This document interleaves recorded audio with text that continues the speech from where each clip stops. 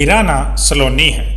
ਮੈਂ ਅੱਜ ਤੁਹਾਨੂੰ ਇੱਦਾਂ ਦੀ ਕਹਾਣੀ ਸੁਣਾਉਣ ਜਾ ਰਹੀ ਹਾਂ ਜਿਸ ਨੂੰ ਸੁਣ ਕੇ ਤੁਹਾਡੇ ਰੋਂਗਟੇ ਖੜੇ ਹੋ ਜਾਣਗੇ। ਮੈਂ ਆਪਣੇ ਆਪ ਨੂੰ ਦੁਨੀਆ ਦੀ ਸਭ ਤੋਂ ਖੁਸ਼ਕਿਸਮਤ ਪਤਨੀ ਸਮਝਦੀ ਸੀ, ਪਰ ਮੈਨੂੰ ਨਹੀਂ ਪਤਾ ਸੀ ਕਿ ਇਹ ਮੇਰੀ ਗਲਤਫਹਿਮੀ ਹੈ।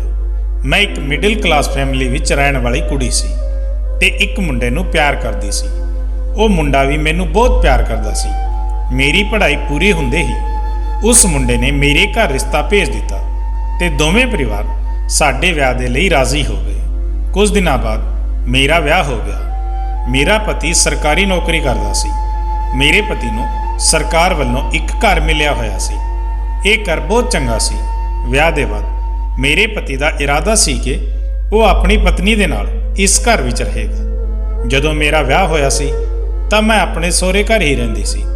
ਮੈਂ ਆਪਣੇ ਸਹੁਰੇ ਘਰ ਵਿੱਚ 3 ਸਾਲ ਰਹੀ।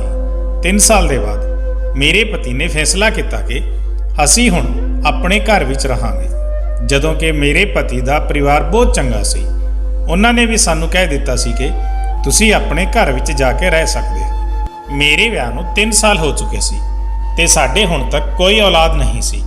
ਮੈਂ ਜਦੋਂ ਇਸ ਘਰ ਵਿੱਚ ਆ ਗਈ ਤਾਂ ਇਹ ਘਰ ਬਹੁਤ ਵੱਡਾ ਸੀ ਤੇ ਮੈਨੂੰ ਇਸ ਘਰ ਦੀ ਸਾਫ਼ ਸਫਾਈ ਕਰਨ ਵਿੱਚ ਬਹੁਤ ਪਰੇਸ਼ਾਨੀ ਹੁੰਦੀ ਸੀ। ਮੈਂ ਆਪਣੇ ਪਤੀ ਨੂੰ ਨੌਕਰਾਨੀ ਲਈ ਕਹਿ ਰੱਖਿਆ ਸੀ।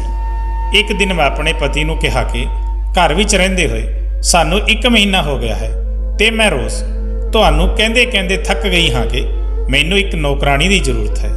ਮੇਰੇ ਤੋਂ ਇਸ ਘਰ ਦਾ ਕੰਮ ਨਹੀਂ ਹੁੰਦਾ, ਪਰ ਤੁਸੀਂ ਮੇਰੀ ਗੱਲ ਸੁਣਨ ਲਈ ਤਿਆਰ ਹੀ ਨਹੀਂ ਹੋ। ਰੋਜ਼ ਮੈਨੂੰ ਕੋਈ ਨਾ ਕੋਈ ਗੱਲ ਕਹਿ ਕੇ ਟਾਲ ਦਿੰਦੇ ਹੋ। ਇੰਨੇ ਵੱਡੇ ਘਰ ਦਾ ਕੰਮ ਮੇਰੇ ਤੋਂ ਨਹੀਂ ਹੁੰਦਾ ਤੇ ਉੱਪਰ ਤੋਂ ਮੈਂ ਇਸ ਪੂਰੇ ਘਰ ਵਿੱਚ ਇਕੱਲੀ ਰਹਿੰਦੀ ਹਾਂ। ਤੁਸੀਂ ਤਾਂ ਸਵੇਰ ਨੂੰ ਨਿਕਲਦੇ ਹੋ ਤੇ ਰਾਤ ਨੂੰ ਹੀ ਆਉਂਦੇ ਹੋ। ਸਾਰਾ ਦਿਨ ਮੈਂ ਘਰ ਵਿੱਚ ਇਕੱਲੀ ਰਹਿੰਦੀ ਹਾਂ ਤੇ ਮੈਂ ਆਪਣੇ ਪਤੀ ਨੂੰ ਧਮਕੀ ਦਿੱਤੀ ਕਿ ਜੇ ਤੂੰ ਨੌਕਰਾਨੀ ਦਾ ਇੰਤਜ਼ਾਮ ਨਹੀਂ ਕੀਤਾ ਤਾਂ ਮੈਂ ਇੱਥੋਂ ਚਲੀ ਜਾਊਂਗੀ। ਮੈਂ ਕਦੇ ਆਪਣੇ ਪੇਕੇ ਘਰ ਵਿੱਚ ਵੀ ਇੰਨਾ ਕੰਮ ਨਹੀਂ ਕੀਤਾ ਸੀ, ਕਿਉਂਕਿ ਮੇਰੀ ਮਾਂ ਨੇ ਕਦੇ ਮੇਰੇ ਤੋਂ ਘਰ ਦੇ ਕੰਮਕਾਜ ਨਹੀਂ ਕਰਵਾਏ ਸੀ ਤੇ ਸਹੁਰੇ ਘਰ ਵਿੱਚ ਵੀ ਮੇਰੀ ਸੱਸ ਹੀ ਸਾਰੇ ਕੰਮ ਕਰਦੀ ਸੀ। ਹੁਣ ਜਦੋਂ ਤੋਂ ਮੈਂ ਇਸ ਘਰ ਵਿੱਚ ਆਈ ਸੀ ਤਾਂ ਮੈਂ ਘਰ ਦੇ ਕੰਮ ਕਰਕੇ ਥੱਕ ਗਈ ਸੀ। ਸਾਰਾ ਦਿਨ ਮੈਂ ਘਰ ਦੇ ਕੰਮ ਕਰਦੀ ਰਹਿੰਦੀ ਸੀ। ਮੈਨੂੰ 1 ਮਿੰਟ ਵੀ ਫੁਰਸਤ ਨਹੀਂ ਮਿਲਦੀ ਸੀ ਕਿ ਮੈਂ ਆਰਾਮ ਕਰ ਸਕਾਂ। ਮੇਰੇ ਪਤੀ ਦਾ ਨਾਂ ਰਾਹੁਲ ਸੀ। ਰਾਹੁਲ ਮੈਨੂੰ ਕਹਿਣ ਲੱਗਿਆ, ਸਲੋਨੀ ਤੈਨੂੰ ਪਰੇਸ਼ਾਨ ਹੋਣ ਦੀ ਕੋਈ ਜ਼ਰੂਰਤ ਨਹੀਂ ਹੈ। ਮੈਂ ਪਿੰਡ ਤੋਂ ਇੱਕ ਕੁੜੀ ਦਾ ਇੰਤਜ਼ਾਮ ਕਰ ਦਿੱਤਾ ਹੈ। 1 ਹਫ਼ਤੇ ਬਾਅਦ ਉਹ ਕੁੜੀ ਆ ਜਾਵੇਗੀ, ਪਰ ਤੈਨੂੰ ਤਾਂ ਸਬਰ ਹੀ ਨਹੀਂ ਹੋ ਰਿਹਾ। ਪੂਰੇ ਸਮੇਂ ਲਈ ਨੌਕਰਾਨੀ ਬਹੁਤ ਮੁਸ਼ਕਲ ਨਾਲ ਮਿਲਦੀ ਹੈ ਤੇ ਜਿਵੇਂ ਹੀ ਉਹ ਕੁੜੀ ਇੱਥੇ ਆ ਜਾਵੇਗੀ ਤੇਰੀ ਸਾਰੀ ਪਰੇਸ਼ਾਨੀਆਂ ਦੂਰ ਹੋ ਜਾਣਗੀਆਂ। ਤੂੰ ਪਰੇਸ਼ਾਨ ਨਾ ਹੋ। ਰਾਹੁਲ ਮੈਨੂੰ ਰੋਜ਼ ਇਹੀ ਗੱਲ ਸਮਝਾ ਕੇ ਗੱਲ ਟਾਲ ਦਿਆ ਕਰਦਾ ਸੀ। ਕੁਝ ਦਿਨ ਬਾਅਦ ਰਾਹੁਲ ਘਰ ਆਇਆ ਤਾਂ ਮੈਂ ਦੇਖਿਆ ਕਿ ਉਹਨਾਂ ਨਾਲ ਇੱਕ 18 ਸਾਲ ਦੀ ਕੁੜੀ। ਉਸ ਕੁੜੀ ਨੂੰ ਦੇਖ ਕੇ ਮੈਨੂੰ ਬਹੁਤ ਜ਼ਿਆਦਾ ਗੁੱਸਾ ਆ ਰਿਹਾ ਸੀ, ਕਿਉਂਕਿ ਉਹ ਕੁੜੀ ਮੇਰੇ ਪਤੀ ਕੋਲ ਹੀ ਖੜੀ ਸੀ। ਮੈਂ ਰਾਹੁਲ ਨੂੰ ਗੁੱਸੇ ਨਾਲ ਦੇਖਣ ਲੱਗੀ। ਇੰਨੀ ਦੇਰ ਵਿੱਚ ਮੈਂ ਕੁਝ ਕਹਿ ਪਾਉਂਦੀ, ਉਦੋਂ ਰਾਹੁਲ ਸਮਝ ਗਿਆ ਕਿ ਮੈਂ ਉਹਨਾਂ ਨੂੰ ਗੁੱਸੇ ਨਾਲ ਦੇਖ ਰਹੀ ਹਾਂ। ਰਾਹੁਲ ਨੇ ਮੈਨੂੰ ਉਸ ਕੁੜੀ ਨਾਲ ਮਿਲਵਾਇਆ ਤੇ ਕਹਿਣ ਲੱਗੇ ਕਿ ਇਹ ਮਿੰਦੋ ਹੈ ਤੇ ਹੁਣ ਤੋਂ ਇਹ ਘਰ ਦੇ ਸਾਰੇ ਕੰਮ ਕਰਿਆ ਕਰੇਗੀ ਤੇ ਤੈਨੂੰ ਪਰੇਸ਼ਾਨ ਹੋਣ ਦੀ ਜ਼ਰੂਰਤ ਨਹੀਂ ਹੈ। ਇਸ ਨੂੰ ਘਰ ਦੇ ਸਾਰੇ ਕੰਮ ਸਮਝਾ ਦੇਣਾ। ਮੈਂ ਸੋਚਿਆ ਕਿ ਘਰ ਦੇ ਬੇਸਮੈਂਟ ਵਿੱਚ ਜੋ ਕਮਰਾ ਹੈ ਉਹ ਇਸ ਨੂੰ ਦੇ ਦਿੱਤਾ ਜਾਵੇ ਤਾਂ ਕਿ ਇਹ ਆਪਣਾ ਸਮਾਨ ਉੱਥੇ ਰੱਖ ਲਵੇਗੀ ਤੇ ਉੱਥੇ ਰਹਿ ਲਵੇਗੀ। ਹੁਣ ਇਹ ਤੇਰੇ ਨਾਲ ਪੂਰਾ ਦਿਨ ਘਰ ਦੇ ਵਿੱਚ ਹੀ ਰਿਹਾ ਕਰੇਗੀ। ਹੁਣ ਤੈਨੂੰ ਵੀ ਕੋਈ ਪਰੇਸ਼ਾਨੀ ਨਹੀਂ ਹੋਵੇਗੀ। ਇਹ ਸਾਰੇ ਕੰਮ ਆਸਾਨੀ ਨਾਲ ਨਿਪਟਾ ਦੇਵੇਗੀ। ਤੂੰ ਇਸ ਨੂੰ ਕਮਰੇ ਵਿੱਚ ਲੈ ਜਾ ਤੇ ਇਸ ਦਾ ਸਮਾਨ ਉੱਥੇ ਰਖਵਾ ਦੇ। ਆਖਰ ਅਸੀਂ ਦੋਵੇਂ ਪਤੀ ਪਤਨੀ ਨੂੰ ਵੀ ਤਾਂ ਪ੍ਰਾਈਵੇਸੀ ਚਾਹੀਦੀ ਹੈ ਨਾ। ਰਾਹੁਲ ਮੁਸਕਰਾਉਂਦੇ ਹੋਏ ਮੇਰੇ ਵੱਲ ਦੇਖ ਕੇ ਇਹ ਗੱਲ ਕਹਿਣ ਲੱਗੇ। ਰਾਹੁਲ ਦੀ ਗੱਲ ਸੁਣ ਕੇ ਮੈਂ ਆਪਣੇ ਆਪ ਨੂੰ ਬਹੁਤ ਖੁਸ਼ਨਸੀਬ ਸਮਝ ਰਹੀ ਸੀ। ਆਖਰ ਮੇਰੇ ਪਤੀ ਮੇਰਾ ਬਹੁਤ ਖਿਆਲ ਰੱਖਦੇ ਸੀ ਤੇ ਮੈਨੂੰ ਬਹੁਤ ਮਜ਼ਾਕ ਵੀ ਕਰਦੇ ਸੀ। ਮੈਂ ਰਾਹੁਲ ਨੂੰ ਕਿਹਾ, ਜੀ ਮੈਂ ਇਸ ਨੂੰ ਸਾਰਾ ਘਰ ਦਿਖਾ ਦਿੰਦੀ ਹਾਂ ਤੇ ਕੰਮ ਵੀ ਸਮਝਾ ਦਿੰਦੀ ਹਾਂ। ਮੈਂ ਮਿੰਦੋ ਨੂੰ ਕਿਹਾ, ਚੱਲ ਮਿੰਦੋ, ਮੈਂ ਤੈਨੂੰ ਤੇਰੇ ਕਮਰੇ ਵਿੱਚ ਲੈ ਚੱਲਦੀ ਹਾਂ। ਮਿੰਦੋ ਨੇ ਮੈਨੂੰ ਕਿਹਾ, ਜੀ ਮਾਲਕਿਨ। ਮੈਂ ਮਿੰਦੋ ਨੂੰ ਉਸ ਦਾ ਕਮਰਾ ਦਿਖਾਉਣ ਲੈ ਗਈ। ਮਿੰਦੋ ਨੂੰ ਕਹਿਣ ਲੱਗੀ, ਮਿੰਦੋ ਤੂੰ ਇਸ ਕਮਰੇ ਵਿੱਚ ਆਪਣਾ ਸਮਾਨ ਰੱਖ ਦੇ। ਇਸ ਦੇ ਬਾਅਦ ਸਾਡੇ ਦੋਵਾਂ ਲਈ ਇੱਕ ਚੰਗੀ ਜਿਹੀ ਚਾਹ ਬਣਾ ਕੇ ਲਿਆ। ਉਸ ਦੇ ਬਾਅਦ ਮੈਂ ਆਪਣੇ ਕਮਰੇ ਵਿੱਚ ਗਈ। ਮੈਂ ਰਾਹੁਲ ਨੂੰ ਕਿਹਾ, ਰਾਹੁਲ ਅੱਜ ਮੈਂ ਬਹੁਤ ਖੁਸ਼ ਹਾਂ ਤੇ ਆਪਣੇ ਆਪ ਨੂੰ ਬਹੁਤ ਹਲਕਾ ਮਹਿਸੂਸ ਕਰ ਰਹੀ ਹਾਂ। ਜੇ ਮਿੰਦੋ ਇਸ ਘਰ ਵਿੱਚ ਨਹੀਂ ਆਉਂਦੀ ਤਾਂ ਮੈਂ ਤਾਂ ਇਸ ਘਰ ਦੇ ਕੰਮ ਕਰਦੇ ਕਰਦੇ ਹੀ ਇਸ ਦੁਨੀਆ ਤੋਂ ਚੱਲ ਵਸਦੀ। ਮੇਰੀ ਗੱਲ ਸੁਣਦੇ ਹੀ ਰਾਹੁਲ ਹੱਸਣ ਲੱਗੇ ਤੇ ਕਹਿਣ ਲੱਗੇ, ਚੰਗੀ ਗੱਲ ਹੈ ਨਾ, ਤੇਰੇ ਇਸ ਦੁਨੀਆ ਤੋਂ ਜਾਂਦੇ ਹੀ ਮੈਨੂੰ ਦੂਜਾ ਵਿਆਹ ਕਰਨ ਦਾ ਮੌਕਾ ਮਿਲ ਜਾਵੇਗਾ। ਵੈਸੇ ਵੀ ਤੇਰੇ ਜਿਉਂਦੇ ਜੀ ਤਾਂ ਇਹ ਸਭ ਕੁਝ ਨਾਮੁਮਕਿਨ ਹੈ। ਦੂਜੇ ਵਿਆਹ ਬਾਰੇ ਸੋਚ ਕੇ ਹੀ ਮੇਰਾ ਦਿਲ ਤਾਂ ਨੱਚਣ ਲੱਗਦਾ ਹੈ। ਰਾਹੁਲ ਦੀ ਗੱਲ ਸੁਣ ਕੇ ਮੈਨੂੰ ਉਹਨਾਂ ਤੇ ਬਹੁਤ ਗੁੱਸਾ ਆਉਣ ਲੱਗਾ। ਮੇਰੀ ਗੁੱਸੇ ਭਰੀਆਂ ਨਜ਼ਰਾਂ ਦੇਖਦੇ ਹੀ ਰਾਹੁਲ ਚੁੱਪ ਹੋ ਗਏ। ਮੈਂ ਰਾਹੁਲ ਨੂੰ ਕਿਹਾ, ਮਰਦ ਹੁੰਦੇ ਹੀ ਬੇਵਫਾ ਹਨ। ਪਹਿਲੀ ਪਤਨੀ ਦੇ ਮਰਨ ਦਾ ਇੰਤਜ਼ਾਰ ਕਰਦੇ ਹਨ। ਚਾਹੇ ਉਹਨਾਂ ਦੀ ਪਤਨੀ ਉਹਨਾਂ ਲਈ ਕੁਝ ਵੀ ਕਰ ਲਵੇ, ਪਰ ਉਹਨਾਂ ਦੇ ਦਿਲ ਵਿੱਚ ਤਾਂ ਹਮੇਸ਼ਾ ਦੂਜਾ ਵਿਆਹ ਕਰਨ ਦੀ ਚਾਹਤ ਜਾਗਦੀ ਰਹਿੰਦੀ ਹੈ। ਮਰਦਾਂ ਨੂੰ ਇੱਜ਼ਤ ਰਾਸ ਨਹੀਂ ਆਉਂਦੀ।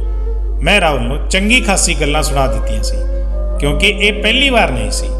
ਰਾਹੁਲ ਐਵੇਂ ਹੀ ਮੈਨੂੰ ਛੇੜ ਕੇ ਮਜ਼ਾਕ ਕਰਦੇ ਰਹਿੰਦੇ ਸੀ। ਰਾਹੁਲ ਦੀ ਆਦਤ ਹੀ ਸੀ ਮੈਨੂੰ ਛੇੜਨ ਦੀ ਤੇ ਮੈਨੂੰ ਚਿੜਾਉਣ ਦੀ। ਉਹਨਾਂ ਨੂੰ ਬਹੁਤ ਚੰਗਾ ਲੱਗਦਾ ਸੀ, ਇਸ ਲਈ ਮੈਂ ਉਹਨਾਂ ਦੀ ਇੱਦਾਂ ਦੀ ਬੇਤੁਕੀ ਗੱਲਾਂ ਤੇ ਗੁੱਸਾ ਕਰਿਆ ਕਰਦੀ ਸੀ। ਰਾਹੁਲ ਨੇ ਮੈਨੂੰ ਕਿਹਾ ਕਿ ਤੂੰ ਤਾਂ ਬੇਵਜ੍ਹਾ ਹੀ ਗੁੱਸਾ ਕਰਦੀ ਹੈ। ਤੂੰ ਜਾਣਦੀ ਹੈ ਕਿ ਇਸ ਘਰ ਵਿੱਚ ਤੇਰੇ ਇਲਾਵਾ ਮੇਰੇ ਕੋਲ ਕੋਈ ਨਹੀਂ ਹੈ ਜਿਸ ਨਾਲ ਮੈਂ ਮਜ਼ਾਕ ਕਰ ਸਕਾਂ, ਤੇ ਸ਼ਾਇਦ ਤੂੰ ਇਹ ਨਹੀਂ ਜਾਣਦੀ ਕਿ ਮੈਂ ਤੈਨੂੰ ਕਿੰਨਾ ਪਿਆਰ ਕਰਦਾ ਹਾਂ। ਤੇਰੇ ਇਲਾਵਾ ਕਿਸੇ ਵੱਲ ਨਜ਼ਰ ਉਠਾ ਕੇ ਵੀ ਨਹੀਂ ਦੇਖ ਸਕਦਾ, ਫਿਰ ਵੀ ਤੂੰ ਇਸ ਤਰ੍ਹਾਂ ਦੀਆਂ ਗੱਲਾਂ ਕਰ ਰਹੀ ਹੈ। ਮਰਦ ਬੇਵਫਾ ਨਹੀਂ ਹੁੰਦੇ, ਬਲਕਿ ਔਰਤਾਂ ਉਹਨਾਂ ਤੇ ਸ਼ੱਕ ਕਰਕੇ ਉਹਨਾਂ ਨੂੰ ਬੇਵਫਾ ਬਣਾ ਦਿੰਦੀਆਂ ਹਨ। ਤੇ ਅਸਲ ਵਿੱਚ ਤਾਂ ਉਸਦੇ ਦੂਜੇ ਵਿਆਹ ਦੇ ਪਿੱਛੇ ਪਹਿਲੀ ਪਤਨੀ ਦਾ ਹੀ ਹੱਥ ਹੁੰਦਾ ਹੈ। ਰਾਹੁਲ ਦੀ ਗੱਲ ਸੁਣ ਕੇ ਮੈਂ ਰਾਹੁਲ ਨੂੰ ਘੂਰਨ ਲੱਗੀ।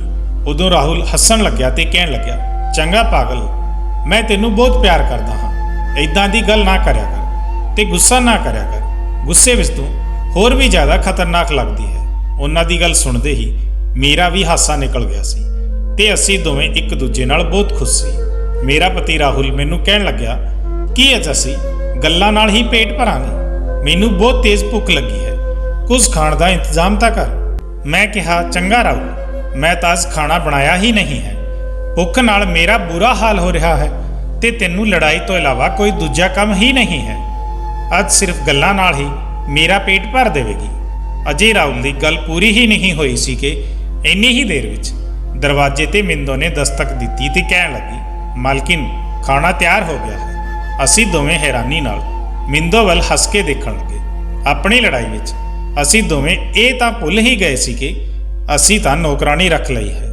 ਮਿੰਦੋ ਸਾਨੂੰ ਹੱਸਦਾ ਹੋਇਆ ਦੇਖ ਕੇ ਸਾਡੇ ਵੱਲ ਹੈਰਾਨੀ ਨਾਲ ਦੇਖਣ ਲੱਗੀ।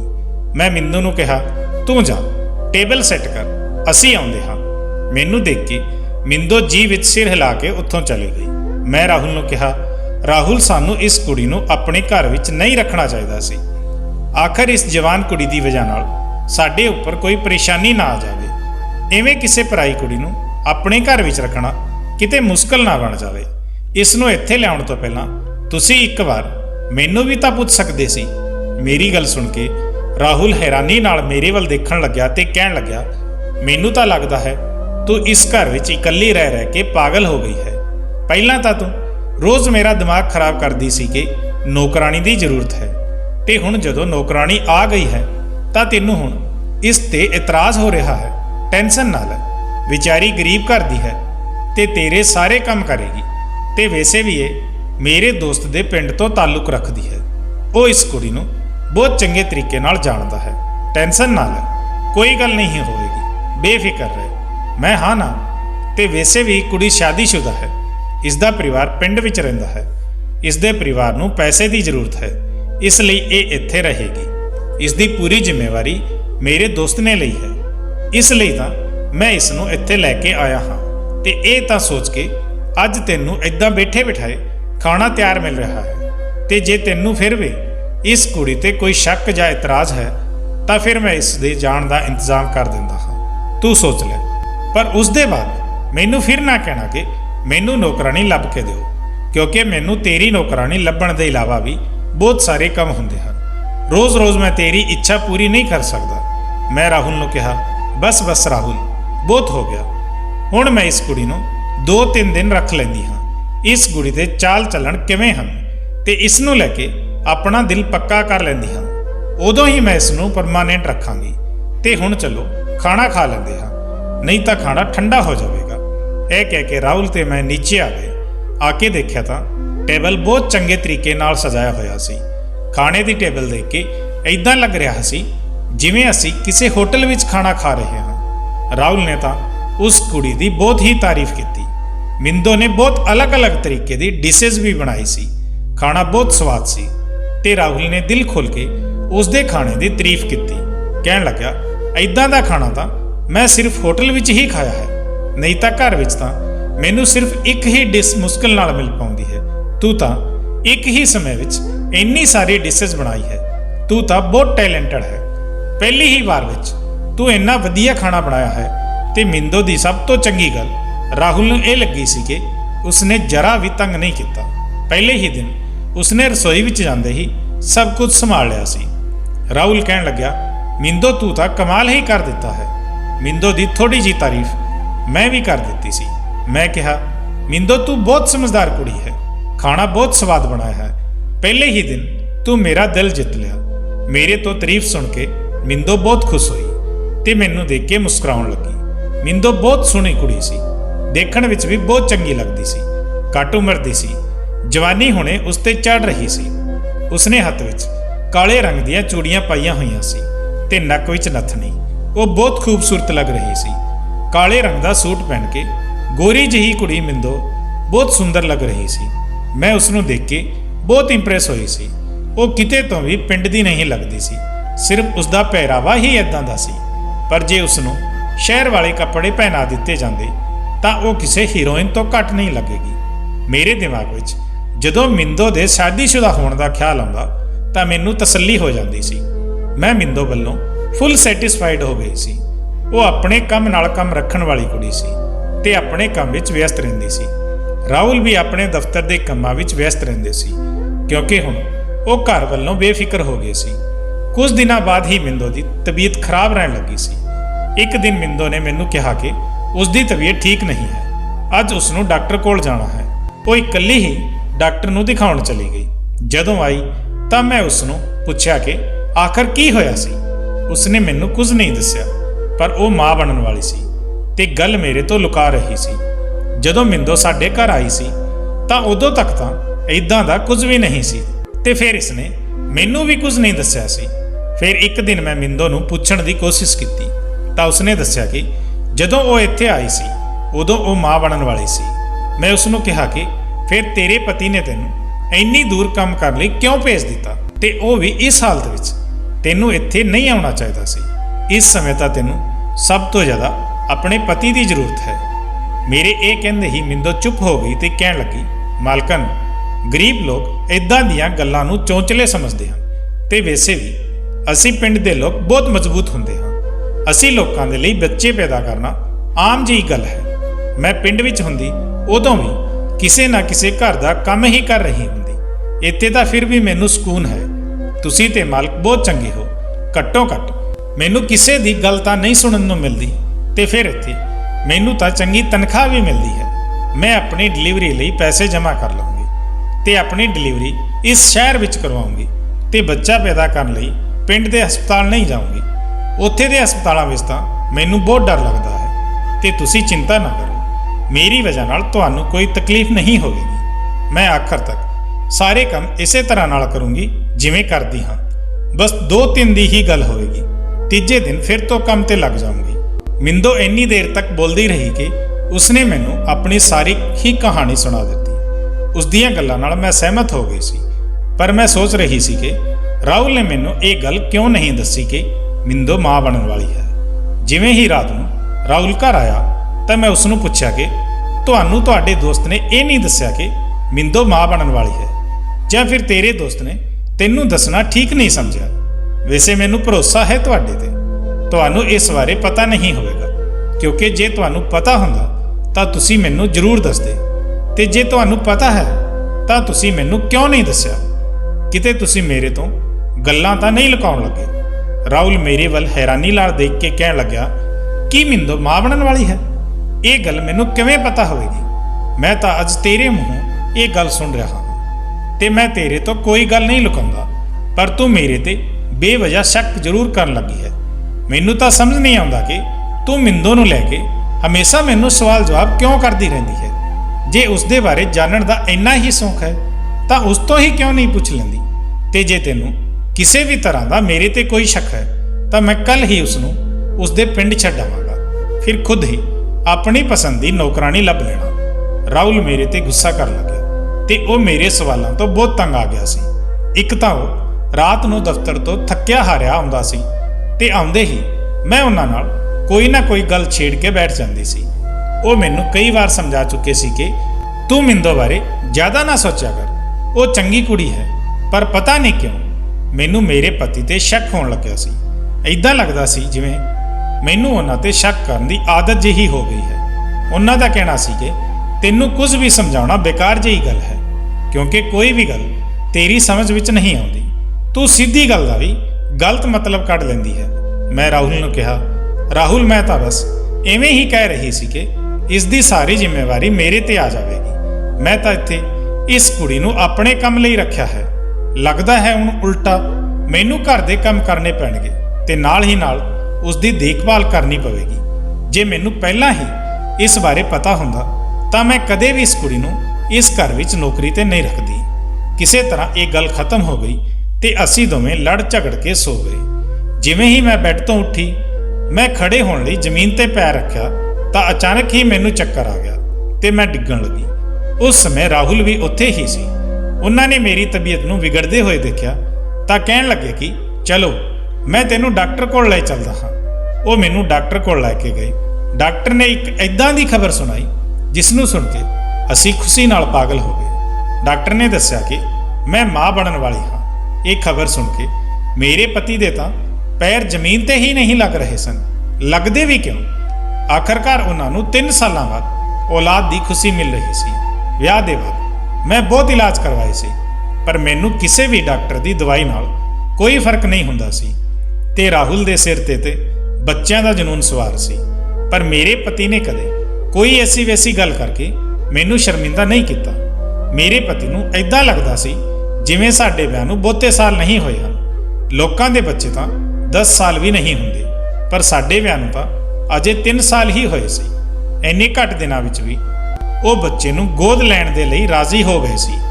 ਪਰ ਉਹਨਾਂ ਦੇ ਦੋਸਤ ਉਹਨਾਂ ਨੂੰ ਇਹ ਸਮਝਾਉਂਦੇ ਸੀ ਕਿ ਨਹੀਂ, ਆਪਣਾ ਖੂਨ ਆਪਣਾ ਹੀ ਹੁੰਦਾ ਹੈ। ਸਿਰਫ ਆਪਣੇ ਦੋਸਤਾਂ ਦੀ ਇਸ ਗੱਲ ਤੋਂ ਹੀ ਸੋਚ ਸਮਝ ਕੇ ਕੰਮ ਲੈਂਦੇ ਸੀ ਤੇ ਆਪਣੇ ਹੀ ਖੂਨ ਦਾ ਇੰਤਜ਼ਾਰ ਕਰ ਰਹੇ ਸੀ। ਹੁਣ ਜਦੋਂ ਉਹਨਾਂ ਨੂੰ ਇਹ ਖੁਸ਼ੀ ਮਿਲੀ ਤਾਂ ਉਹ ਆਪਣੀ ਖੁਸ਼ੀ ਨੂੰ ਸ਼ਬਦਾਂ ਵਿੱਚ ਬਿਆਨ ਨਹੀਂ ਕਰ ਪਾ ਰਹੇ ਸੀ। ਇਸ ਖੁਸ਼ੀ ਨੂੰ ਸੁਣਦੇ ਹੀ ਰਾਹੁਲ ਨੇ ਪੂਰੇ ਹਸਪਤਾਲ ਵਿੱਚ ਮਿਠਾਈਆਂ ਵੰਡ ਦਿੱਤੀਆਂ। ਜਿਵੇਂ ਹੀ ਰਾਹੁਲ ਘਰ ਵਿੱਚ ਆਏ ਤਾਂ ਉਹਨਾਂ ਨੇ ਮਿੰਦੋ ਨੂੰ ਵੀ ਇਹ ਖਬਰ ਸੁਣਾਈ ਤੇ ਉਸ ਨੂੰ ਕਹਿਣ ਲੱਗੇ, ਤੈਨੂੰ ਆਪਣੀ ਮਾਲਕਿਨ ਦਾ ਬਹੁਤ ਜ਼ਿਆਦਾ ਖਿਆਲ ਰੱਖਣਾ ਹੈ। ਰਾਹੁਲ ਮੈਨੂੰ ਕਹਿਣ ਲੱਗੇ, ਦੇਖ ਤੂੰ ਇੱਥੇ ਬੈਠ ਤੇ ਤੈਨੂੰ ਬੈੱਡ ਤੋਂ ਇੱਕ ਕਦਮ ਵੀ ਜ਼ਮੀਨ ਤੇ ਰੱਖਣ ਦੀ ਜ਼ਰੂਰਤ ਨਹੀਂ ਹੈ। ਰਾਹੁਲ ਕਹਿ ਰਿਹਾ ਸੀ ਕਿ ਮੈਨੂੰ ਤਾਂ ਸਮਝ ਨਹੀਂ ਆ ਰਿਹਾ ਕਿ ਮੈਂ ਇੰਨੀ ਵੱਡੀ ਖੁਸ਼ੀ ਨੂੰ ਕਿਵੇਂ ਸੈਲੀਬ੍ਰੇਟ ਕਰਾਂ। ਰਾਹੁਲ ਮੈਨੂੰ ਕਹਿਣ ਲੱਗੇ, ਤੈਨੂੰ ਸਿਰਫ ਮਿੰਦੋ ਤੋਂ ਆਪਣਾ ਕੰਮ ਲੈਣਾ ਹੈ ਤੇ ਤੂੰ ਉਸ ਬਾਰੇ ਬਿਲਕੁਲ ਵੀ ਨਹੀਂ ਸੋਚਣਾ। ਉਹ ਪਿੰਡ ਦੀ ਪਲੀ ਕੁੜੀ ਹੈ, ਉਸ ਨੂੰ ਤਾਂ ਆਦਤ ਹੈ ਇਹ ਸਭ ਕੁਝ ਕਰਨ ਦੀ। ਉੱਥੋਂ ਦੀਆਂ ਔਰਤਾਂ ਤਾਂ ਇਸ ਹਾਲਤ ਵਿੱਚ ਵੀ ਘਰ ਦੇ 10 ਕੰਮ ਕਰਦੀਆਂ ਹਨ ਤੇ ਤੂੰ ਮੇਰੀ ਗੱਲ ਕੰਨ ਖੋਲ ਕੇ ਸੁਣ। ਤੈਨੂੰ ਸਿਰਫ ਆਪਣਾ ਧਿਆਨ ਰੱਖਣਾ ਹੈ ਤੇ ਮੈਂ ਮਿੰਦੋ ਨੂੰ ਵੀ ਕਹਿ ਕੇ ਆਉਂਦਾ ਹਾਂ ਕਿ ਉਹ ਸਿਰਫ ਤੇਰਾ ਧਿਆਨ ਰੱਖੇ। ਤੈਨੂੰ ਕਿਸੇ ਚੀਜ਼ ਦੀ ਵੀ ਕਮੀ ਨਹੀਂ ਹੋਣੀ ਚਾਹੀਦੀ। ਰਾਹੁਲ ਮੈਨੂੰ ਬਹੁਤ ਪਿਆਰ ਨਾਲ ਸਮਝਾ ਰਹੇ ਸੀ। ਉਹਨਾਂ ਦਾ ਇੰਨਾ ਪਿਆਰ ਦੇਖ ਕੇ ਮੇਰੀਆਂ ਅੱਖਾਂ ਵਿੱਚ ਹੰਝੂ ਆ ਗਏ। ਉਹ ਮੈਨੂੰ ਬਹੁਤ ਪਿਆਰ ਕਰਦੇ ਸੀ। ਮੈਂ ਤਾਂ ਆਪਣੇ ਆਪ ਨੂੰ ਬਹੁਤ ਖੁਸ਼ਕਿਸਮਤ ਪਤਨੀ ਸਮਝ ਰਹੀ ਸੀ। ਆਖਰ ਮੈਨੂੰ ਇੰਨਾ ਪਿਆਰ ਕਰਨ ਵਾਲਾ ਪਤੀ ਜੋ ਮਿਲਿਆ ਸੀ। ਇਦਾਂ ਲੱਗ ਰਿਹਾ ਸੀ ਜਿਵੇਂ ਜ਼ਿੰਦਗੀ ਦੀ ਸਾਰੀ ਖੁਸ਼ੀਆਂ ਮੇਰੇ ਕਦਮਾਂ ਵਿੱਚ ਆ ਕੇ ਡਿੱਗ ਪਈਆਂ ਹੋਣ। ਹੁਣ ਮੈਂ ਦੁਨੀਆ ਦੀ ਦੂਜੀਆਂ ਸਾਰੀਆਂ ਗੱਲਾਂ ਭੁਲਾ ਕੇ ਬਸ ਆਪਣੇ ਆਉਣ ਵਾਲੇ ਨਵੇਂ ਮਹਿਮਾਨ ਦੀ ਤਿਆਰੀ ਕਰਨਾ ਚਾਹੁੰਦੀ ਸੀ। ਪਰ ਜਦੋਂ ਤੋਂ ਮਿੰਦੋ ਨੇ ਮੇਰੀ ਖੁਸ਼ਖਬਰੀ ਬਾਰੇ ਸੁਣਿਆ ਸੀ, ਉਸ ਦਾ ਮੂਡ ਬਹੁਤ ਉਦਾਸ ਜਿਹਾ ਰਹਿਣ ਲੱਗਿਆ ਸੀ। ਪਤਾ ਨਹੀਂ ਕਿਉਂ ਉਹ ਖੋਈ ਰਹਿੰਦੀ ਸੀ। ਫਿਰ ਮੈਂ ਇਹ ਸੋਚ ਕੇ ਆਪਣਾ ਧਿਆਨ ਭਟਕਾ ਲਿਆ ਕਰਦੀ ਸੀ ਕਿ ਸ਼ਾਇਦ ਉਹ ਮੇਰੇ ਪਤੀ ਨੂੰ ਮੇਰਾ ਧਿਆਨ ਰੱਖਦੇ ਹੋਏ ਦੇਖ ਕੇ ਸੋਚਦੀ ਹੋਵੇਗੀ ਕਿ ਕਾਸ਼ ਮੇਰਾ ਪਤੀ ਵੀ ਮੇਰਾ ਧਿਆਨ ਰੱਖਣ ਲਈ ਮੇਰੇ ਨਾਲ ਹੁੰਦਾ, ਕਿਉਂਕਿ ਮੇਰਾ ਪਤੀ ਮੇਰਾ ਬਹੁਤ ਧਿਆਨ ਰੱਖਦੇ ਸੀ। ਜ਼ਬਰਦਸਤੀ ਮੈਨੂੰ ਆਪਣੇ ਹੱਥਾਂ ਨਾਲ ਖਾਣਾ ਖਿਲਾਉਂਦੇ ਸੀ ਤੇ ਮੇਰੀ ਹਰ ਛੋਟੀ ਤੋਂ ਛੋਟੀ ਜ਼ਰੂਰਤ ਦਾ ਧਿਆਨ ਰੱਖਦੇ ਸੀ। ਜਦੋਂ ਕਿ ਮਿੰਦੋ ਨੂੰ ਤਾਂ ਕੋਈ ਪੁੱਛਣ ਵਾਲਾ ਵੀ ਨਹੀਂ ਸੀ। ਮਿੰਦੋ ਦੀ ਡਿਲੀਵਰੀ ਦਾ ਸਮਾਂ ਨੇੜੇ ਆਉਣ ਵਾਲਾ ਸੀ, ਜਦੋਂ ਕਿ ਮੇਰੀ ਡਿਲੀਵਰੀ ਵਿੱਚ ਅਜੇ ਬਹੁਤ ਮਹੀਨੇ ਬਾਕੀ ਸੀ। ਰਾਹੁਲ ਮੇਰੀ ਗੋਦ ਭਰਾਈ ਦੀ ਰਸਮ ਕਰਨਾ ਚਾਹੁੰਦੇ ਸੀ, ਇਸ ਲਈ ਉਹਨਾਂ ਨੇ ਮੇਰੇ ਸਹੁਰੇ ਵਾਲਿਆਂ ਨੂੰ ਤੇ ਮੇਰੇ ਪੇਕੇ ਵਾਲਿਆਂ ਨੂੰ ਘਰ ਵਿੱਚ ਇਨਵਾਈਟ ਕਰ ਲਿਆ ਸੀ। ਇਹ ਸਭ ਕੁਝ ਦੇਖ ਕੇ ਮਿੰਦੋ ਬਹੁਤ ਬੁਝੀ ਜਿਹੀ ਰਹਿੰਦੀ ਸੀ, ਬਸ ਚੁੱਪਚਾਪ ਆਪਣੇ ਕੰਮਾਂ ਵਿੱਚ ਵਿਅਸਤ ਰਹਿੰਦੀ ਸੀ। ਤੇ ਮੈਨੂੰ ਆਪਣੇ ਬੱਚੇ ਦੀ ਇੰਨੀ ਖੁਸ਼ੀ ਸੀ ਕਿ ਮੈਂ ਮਿੰਦੋ ਵੱਲ ਧਿਆਨ ਦੇਣਾ ਘੱਟ ਕਰ ਦਿੱਤਾ ਸੀ। ਜਿਸ ਦਿਨ ਮੇਰੀ ਗੋਦ ਭਰਾਈ ਦੀ ਰਸਮ ਸੀ, ਉਸ ਦਿਨ ਪੂਰੇ ਪਰਿਵਾਰ ਨੇ ਇਕੱਠੇ ਹੋ ਕੇ ਮੈਨੂੰ ਵਧਾਈਆਂ ਦਿੱਤੀਆਂ। ਸਾਰੇ ਲੋਕ ਬਹੁਤ ਖੁਸ਼ ਸੀ। ਸਭ ਨੇ ਖਾਣਾ ਖਾਧਾ ਤੇ ਖਾਣਾ ਖਾਣ ਤੋਂ ਬਾਅਦ ਅਸੀਂ ਇਕੱਠੇ ਬੈਠ ਕੇ ਗੱਲਾਂ ਕਰਦੇ ਰਹੇ। ਮੇਰੇ ਸਹੁਰੇ ਵਾਲਿਆਂ ਦਾ ਕਹਿਣਾ ਸੀ ਕਿ ਮੇਰੇ ਇੱਥੇ ਹੁਣ ਇਕੱਲਾ ਰਹਿਣਾ ਠੀਕ ਨਹੀਂ ਹੈ, ਪਰ ਰਾਹੁਲ ਨੇ ਉਹਨਾਂ ਨੂੰ ਕਿਹਾ ਕਿ ਨਹੀਂ, ਉਹ ਮੈਨੂੰ ਆਪਣੇ ਨਾਲ ਇਸ ਘਰ ਵਿੱਚ ਰੱਖਣਾ ਚਾਹੁੰਦੇ ਹਨ। ਉਹਨਾਂ ਦੀ ਜਿੱਦ ਦੇ ਸਾਹਮਣੇ ਸਾਰੇ ਘਰ ਵਾਲੇ ਚੁੱਪ ਹੋ ਗਏ। ਸਾਰੇ ਲੋਕ ਜਾਣਦੇ ਸੀ ਕਿ ਰਾਹੁਲ ਬਹੁਤ ਜਿੱਦੀ ਹੈ, ਇਸ ਲਈ ਉਹਨਾਂ ਨੇ ਰਾਹੁਲ ਨੂੰ ਜ਼ਿਆਦਾ ਸਮਝਾਉਣਾ ਠੀਕ ਨਹੀਂ ਸਮਝਿਆ।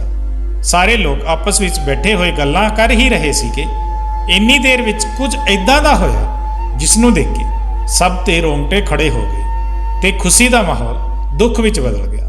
ਪਤਾ ਨਹੀਂ ਸੀ ਅਚਾਨਕ ਬੈਠੇ ਬਿਠਾਏ ਕੁਝ ਇੱਦਾਂ ਦਾ ਹੋ ਜਾਵੇਗਾ ਕਿ ਸਾਰੀਆਂ ਖੁਸ਼ੀਆਂ ਦੁੱਖਾਂ ਦਾ ਰੂਪ ਲੈ ਲੈਣਗੀਆਂ।